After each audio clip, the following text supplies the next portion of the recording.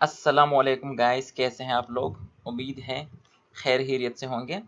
आज जिस मेडिसिन के बारे में हम डिस्कस करेंगे उसका नाम है रेवोट्रिल। रेवोट्रिल एक ब्रांड नेम है और इसका जो जेनेरिक नेम है वो है क्लोनाजीपाम।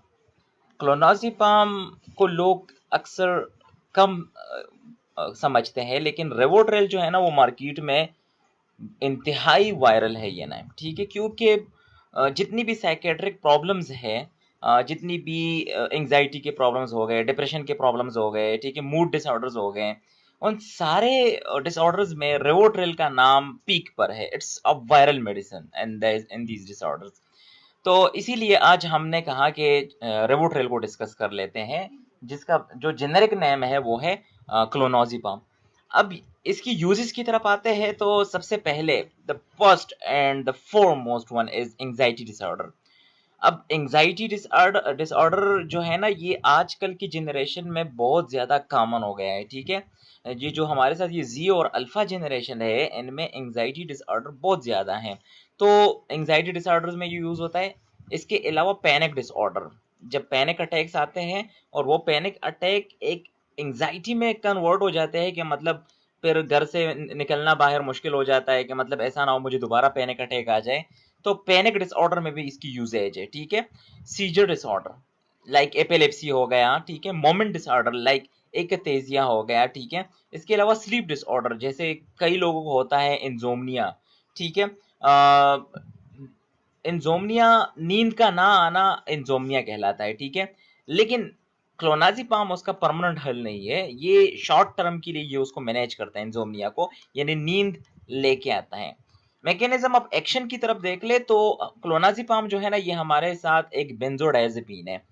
बेंजोडायजेपिन हमारे साथ गाबा रिसेप्टर्स पे काम करते हैं, ठीक है। जो gamma amino butyric acid neurotransmitter है, ठीक है, ये उस पे काम करता है और ये यूजुअली जाके गाबा ए रिसेप्टर के साथ अटैच हो जाता है और उसकी जो एक्टिविटी है उसको इंक्रीज करता है।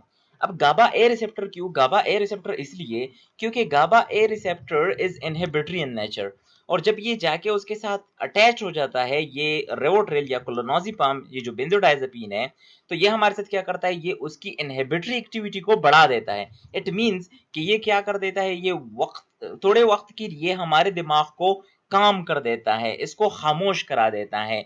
इसमें जो और एक्टिविटी चल रही होती है वो कम करा देती है। सो इस वजह से ये एंजाइलाइटर हो जाता है, मींस एंजाइटी को कम करता है, एंटी कन्वल्सेंट हो जाता है, यानी जितने झटके होते हैं उसको कम करा देते हैं या उसको खत्म करा देते हैं। मसल रिलैक्सेंट, आपके मसल्स को रिलैक्स करा देते हैं और इसमें सेडेटिव इफेक्ट्स भी होते हैं, इसलिए ये नींद हावी करा देता है, ठीक है। इसकी इंडिकेशन की तरफ देख ले तो generalised anxiety disorder, panic attacks, इसके अलावा माइक्लोनिक सीजर्स, और इसके अलावा short term relief of anxiety और टेंशन। इसके अलावा एक और सैंड्रोम है जिसको हम कहते हैं लेनॉक्स गेस्टॉट सैंड्रोम। ये इन डिजीजेस में हमारे साथ क्या है, इस्तेमाल होती है।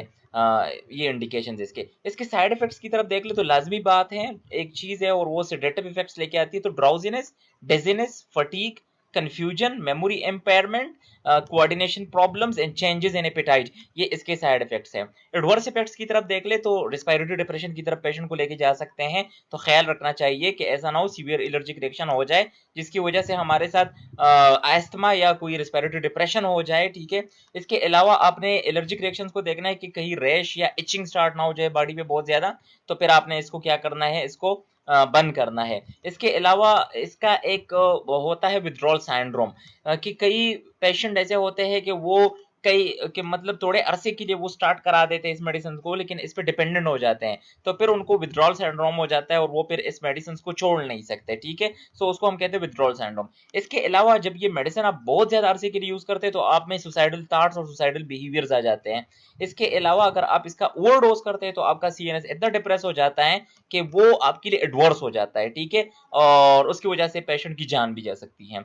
So it was all about Rivotril और clonazepam. It's a very important medicine, you should all know about it.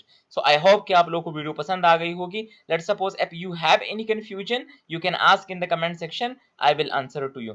आप अगर लेट्स सपोज नेक्स्ट वीडियो किसी चीज के बारे में आप लोग मुझे सजेस्ट करना चाहते हैं कि मैं उसके बारे में वीडियो बना दूं, तो you can also ask me in the comment section.